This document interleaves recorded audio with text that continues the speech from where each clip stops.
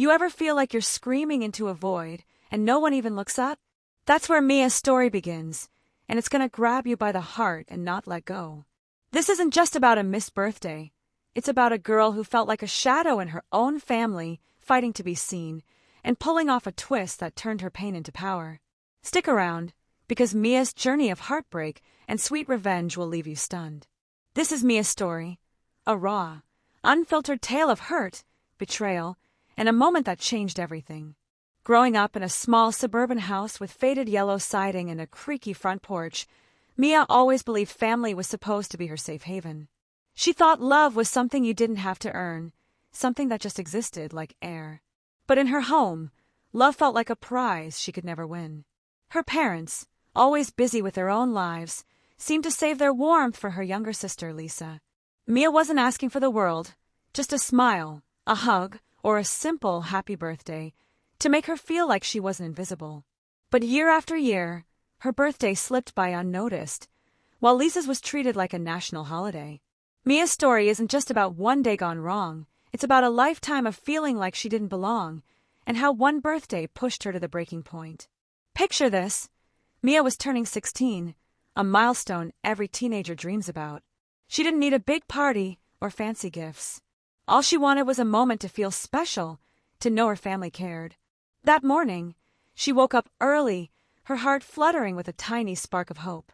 Maybe this year will be different, she thought, pulling on her favorite blue sweater, the one with a small tear on the sleeve that she'd stitched up herself. She brushed her dark hair, tied it back with a scrunchie, and walked downstairs, expecting at least a happy birthday from someone. But the house was quiet, almost eerily so. Her mom was in the kitchen, scrolling through her phone, sipping coffee from a chipped mug.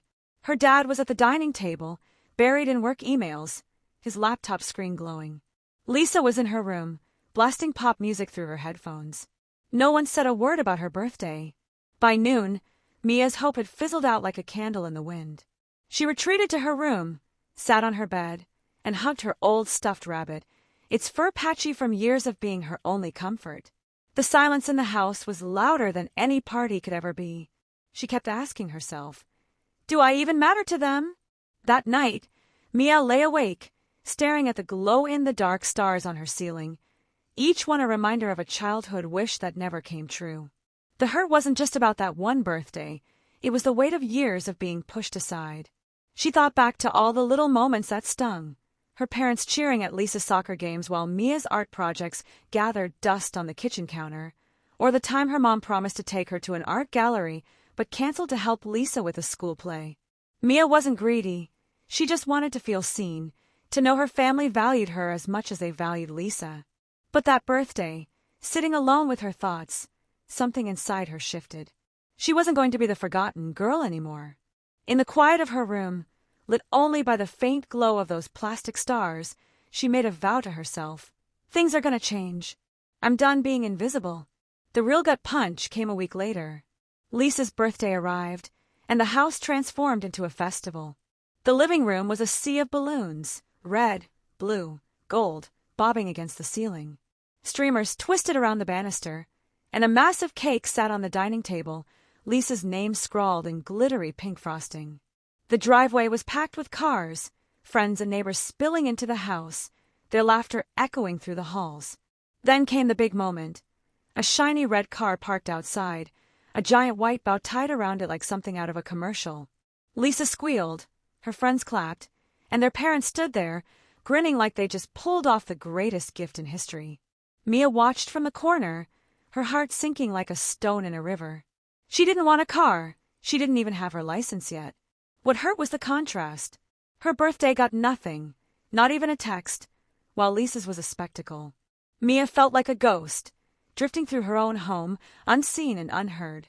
At dinner that night, the family sat around the oak table, still buzzing from Lisa's party. Her parents were all smiles, chatting about how the car was just a little something for Lisa, like it was no big deal. Mia poked at her mashed potatoes, her stomach twisting into knots. Every laugh, every casual comment felt like a jab to her chest. She wanted to scream, "What about me? Why don't I get to feel special?" But she bit her tongue, her anger simmering like a pot about to boil over. She kept replaying her dad's words, just a little something, and her mom's proud pat on Lisa's back like she'd done something extraordinary by existing. Mia's silence wasn't weakness, it was the calm before a storm. That night, she decided she wasn't going to let this slide. If her family wouldn't see her, she'd make sure they felt her. The next morning, Mia woke up with a fire in her chest. She wasn't going to cry anymore. She was done feeling small. She grabbed an old notebook, its cover faded from years of doodles and scribbled dreams, and started writing. She poured out every moment that hurt, every forgotten birthday, every time her parents dismissed her art, every time Lisa got the spotlight while Mia was left in the shadows. Her pen flew across the pages, the words spilling out like they'd been trapped inside her for years. She wrote about the time her dad promised to take her to an art supply store, but bailed to drive Lisa to a friend's house. She wrote about the Christmas when Lisa got a new phone while Mia got a pair of socks. "I'm not invisible," she whispered to herself, her voice shaky but growing stronger. "I'm gonna make them see me." That notebook became her weapon, a record of every slight, every wound. Mia didn't know exactly what she'd do with it yet, but she knew she wasn't staying quiet anymore. Over the next few days, Mia started confiding in her best friend, Tia. They met at their usual spot in the park, sitting on swings that creaked with every push. The air was crisp, the leaves crunching under their sneakers. "I just can't understand it," Mia said, her voice trembling as she kicked at the dirt. "They forgot my birthday, and Lisa gets a freaking car. It's like I don't even exist." Tia frowned, her dark curls bouncing as she leaned closer. "Maybe they didn't see how much it hurt you," she said, her hand resting on Mia's shoulder. But Mia shook her head, her eyes burning with unshed tears. "I know what I felt, and I know what I deserve," she said, her voice firm. That conversation was like a match striking a flame. Tia's support made Mia feel like she wasn't alone, like someone finally saw her pain. They sat there for hours, talking about every moment Mia felt overlooked, every time her parents chose Lisa over her. Tia listened, her eyes wide, and promised to stand by Mia no matter what. Mia started recording little moments of neglect on her phone. Every time her parents brushed her off, every time they praised Lisa while ignoring her, she hit record. "This is for every time I felt invisible," she whispered to herself, scrolling through the clips late at night. One recording captured her mom saying, "Mia will be fine, she's used to it," when Lisa asked why Mia wasn't included in the party planning. Another caught her dad laughing off Mia's request to join a summer art program, saying, "We're saving for Lisa's college fund." Each clip was a tiny dagger, sharp and cold, but instead of letting them cut her down, Mia used them to build her resolve. Her plan was simple: show the world her truth. She wasn't sure how yet, but she knew her pain was real, and she wasn't going to let it stay hidden. One afternoon, Mia found herself in the school counselor's office, sitting across from Mr. Davis, a kind man with glasses that always slid down his nose. She hadn't planned to spill everything, but the words came tumbling out. "I feel so betrayed by my own family," she said, her voice barely above a whisper, her hands twisting in her lap. "They don't even see me." Mr. Davis leaned forward, his office smelling faintly of peppermint and old books. "Mia, sometimes people don't see the hurt they cause until it's too late," he said, his voice gentle but firm. "But you're strong, and you can make them hear you." His words were like a lifeline, pulling Mia out of the darkness. She left his office with a new sense of purpose, thinking, "I'm not letting this go." Mr. Davis's encouragement stuck with her, a reminder that she wasn't just a hurt girl, she was someone with a voice, someone who deserved to be heard. Mia decided it was time to confront her family. She sent a group text to her parents and Lisa, "We need to talk. Saturday evening. Be there." Her fingers shook as she typed, her heart pounding like it was trying to break free. She spent the next few days planning, scribbling notes on scraps of paper, rehearsing in front of her mirror. She didn't want to scream or cry. She wanted her words to be clear, sharp, like a blade cutting through years of silence. The thought of facing her family made her stomach churn, but she kept reminding herself, "This is for me. For my worth." By the time Saturday rolled around, Mia was ready. She wasn't just a hurt girl anymore. She was a force, ready to tear down the walls that had kept her invisible for so long. Saturday evening arrived, and the house felt like it was holding its breath. Mia stood in the living room, her hands clasped tightly to keep them from shaking. The room smelled faintly of the lavender candle her mom always lit for guests, but tonight there were no guests, just her parents on the couch, looking confused, and Lisa leaning against the wall, her arms crossed, a mix of guilt and defiance in her eyes. "Let's talk," Mia said, her voice slicing through the tense silence. The room went still, every eye on her. She took a deep breath, her heart pounding like a drum, and started. "I felt hurt, forgotten, and invisible on my birthday," she said, locking eyes with her parents. "It hurt to see Lisa get everything while I was left behind." Her mom opened her mouth to speak, but Mia raised a hand. "I need you to hear me out." The words poured out, steady and raw, like a river breaking through a dam. "Every birthday, every little moment, I felt less important. I recorded what I heard, the careless words, the dismissive gestures. This isn't just about a birthday. It's about feeling unloved." Her voice cracked, but she pushed through, her eyes glistening with unshed tears. "I'm tired of being ignored." The room was heavy with silence, the air thick with the weight of her words. Her parents exchanged guilty looks, their faces pale. Lisa shifted uncomfortably, her smug expression fading into something softer, almost ashamed. Mia's words were like a mirror, forcing them to see the cracks in their family.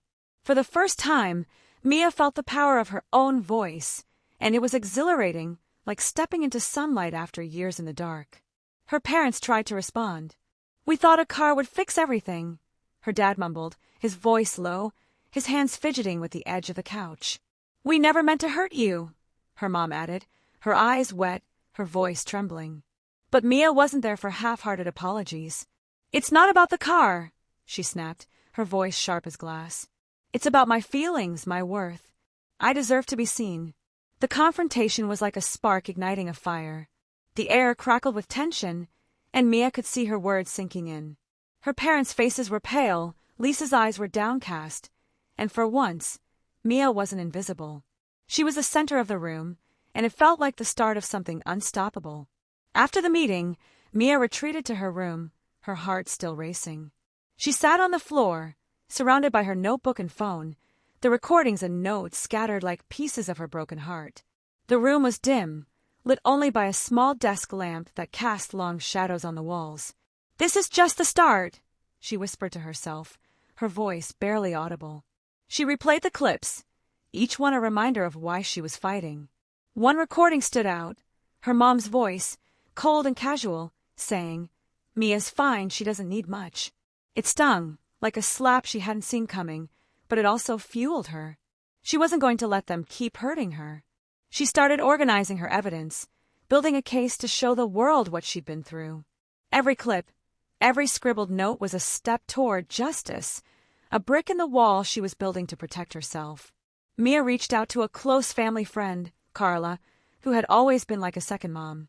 They met at Carla's cozy kitchen, the smell of fresh coffee and cinnamon rolls filling the air.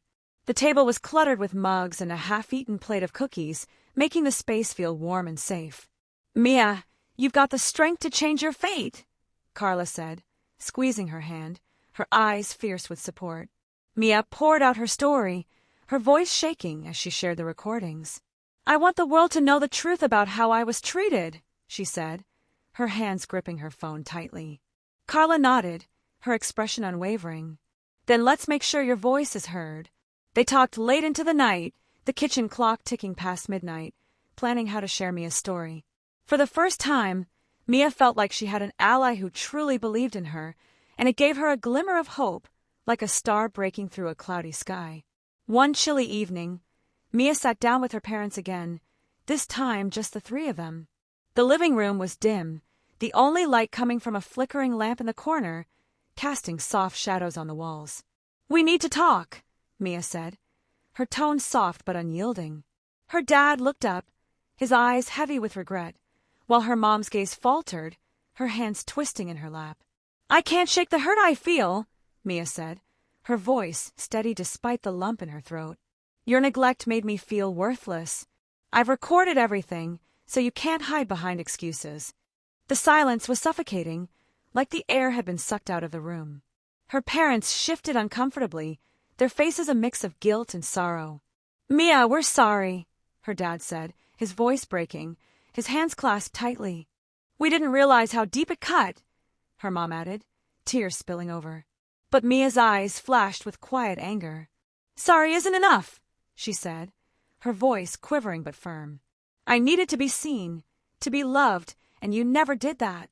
Then came the twist that changed everything. One night, while reviewing her recordings, Mia stumbled on a conversation she hadn't noticed before. She was sitting cross-legged on her bed, her phone glowing in the dark, when she heard it. Her parents, talking in hushed tones late one evening. "We can't let Mia know we used her college fund for Lisa's car," her dad said, his voice low and tense. "She'll be fine without it." Mia's heart stopped, her breath catching in her throat. She played it again, her hand shaking so hard she nearly dropped the phone. "They planned it all along," she whispered, disbelief turning into a quiet, burning fury. The money for Lisa's car, the one they called just a little something, was supposed to be for Mia's education. The betrayal cut deeper than anything she'd felt before. It wasn't just neglect, it was theft, a deliberate choice to rob her of her future to give Lisa a shiny toy. Mia couldn't sleep that night. The revelation burned in her chest, a mix of pain and power. She lay in bed, staring at the ceiling, the glow-in-the-dark stars mocking her with their false promises. She had evidence now, undeniable proof of how far her parents had gone to push her aside. The next morning, she reached out to a local lawyer, Mr. Collins, known for helping people who'd been wronged. She sat in a small office, surrounded by stacks of papers and the faint smell of old books and coffee. "Mia, what you've shared is powerful," Mr. Collins said, his voice calm but firm, his glasses reflecting the light from a nearby window. "We're going to make sure your story is heard." He explained that the recordings, especially the one about the college fund, were enough to build a case. "Your parents can't hide behind excuses now," he said, his pen tapping lightly on his desk. Mia's heart raced, a mix of fear and hope swirling inside her. For the first time, she saw a clear path to justice, a way to make her family face the truth. The case moved fast, like a storm rolling in. Mr. Collins took it to court, and soon, the news spread like wildfire through their small town. Family members, neighbors, even people Mia barely knew started talking, their whispers following her like a shadow. The courtroom was packed, the air thick with tension. Mia stood quietly, her hands clasped, her eyes fixed on the judge, a stern woman with sharp eyes. "This isn't about punishment," Mr. Collins said during the hearing, his voice steady. "It's about making things right." The judge nodded, her face unreadable. "Mia's actions have brought long overdue truths to light," she said, her words echoing in the quiet room. The court ruled in Mia's favor, ordering her parents to attend family therapy and repay the misused funds into a scholarship in her name. Mia felt a rush of relief, but also a quiet power. This wasn't just a win, it was her reclaiming her worth, piece by piece. The fallout was immediate. Her parents, once so proud, now faced whispers and stares from the community. Lisa's shiny red car became a symbol of their neglect, parked in the driveway like a scarlet letter. One afternoon, Lisa approached Mia, her eyes red and puffy. "I didn't know it would hurt you so much," she said, her voice small, her hands fidgeting with the hem of her shirt. Mia looked at her, her expression sad but firm. "It wasn't just about the car, Lisa," she said softly. "It was about feeling like I mattered." The conversation was short, filled with awkward pauses, but it showed the cracks in their family. Lisa's guilt was real, but Mia wasn't ready to forgive, not yet. The pain was still too raw, the wounds too fresh. Mia's story didn't just change her family, it changed her. She enrolled in a local college, using the scholarship funds to chase her dream of becoming an artist. She moved into a small apartment, its walls bare at first but soon covered with her paintings, bright, bold canvases that told stories of pain and healing. "I'm finally on my own path," she said one morning, smiling at the sunrise outside her window, its golden light spilling across her room. Every step she took was a quiet victory, a reminder that she was no longer the forgotten girl. She started a blog, pouring her story into simple, heartfelt words. "My story is for anyone who's ever felt overlooked," she wrote, her fingers flying across the keyboard. The comments poured in, people sharing their own struggles, thanking her for her courage, calling her an inspiration. Mia's journey was a long, painful road, but it was hers, and she walked it with a strength she didn't know she had. The hurt of being invisible, the sting of betrayal, the shock of learning her college fund was stolen, it all shaped her into someone unbreakable. The court case didn't just give her justice. It gave her a voice that echoed far beyond her small town. Her parents had to face their mistakes, their once perfect reputation crumbling under the weight of their neglect. Lisa, too, started to see the cost of her privilege, though their relationship remained a work in progress, strained by years of imbalance. Mia's blog became a beacon, a safe space where people shared their own stories of being overlooked, finding strength in her words. "I hope my story shows you that no one's worth can be forgotten," she wrote in her final post, her voice clear even through the screen. "If you've ever been hurt, speak out and claim your space." As Mia moved forward, she found healing in the small moments. A friend's kind word, a new painting on her wall, the quiet pride of standing up for herself. The scholarship in her name wasn't just money, it was proof that she mattered, that her pain had purpose. Her family's reputation took a hit, but Mia didn't care about their shame. She cared about her freedom. She wasn't the girl crying on her bed, clutching a worn-out stuffed rabbit anymore. She was a young woman building a future, one where she'd never let anyone make her feel small again. Her story spread, inspiring others to speak their truths, to demand the love and respect they deserved. Mia's pain had turned into power, a light for anyone who'd ever felt unseen. The biggest lesson from Mia's story: your worth isn't tied to what others give you, it's in what you claim for yourself. She took her hurt, her recordings, her truth, and turned them into a movement. She showed that even the quietest voices can make the loudest impact when they refuse to stay silent. Mia's journey is a reminder to never let anyone dim your light, no matter how hard they try. She faced neglect, betrayal, and deceit, but she came out stronger, her heart scarred but full of hope. Her story isn't just about revenge. It's about redemption, about finding your place in a world that tries to push you aside. Subscribe for more real-life stories like Mia's.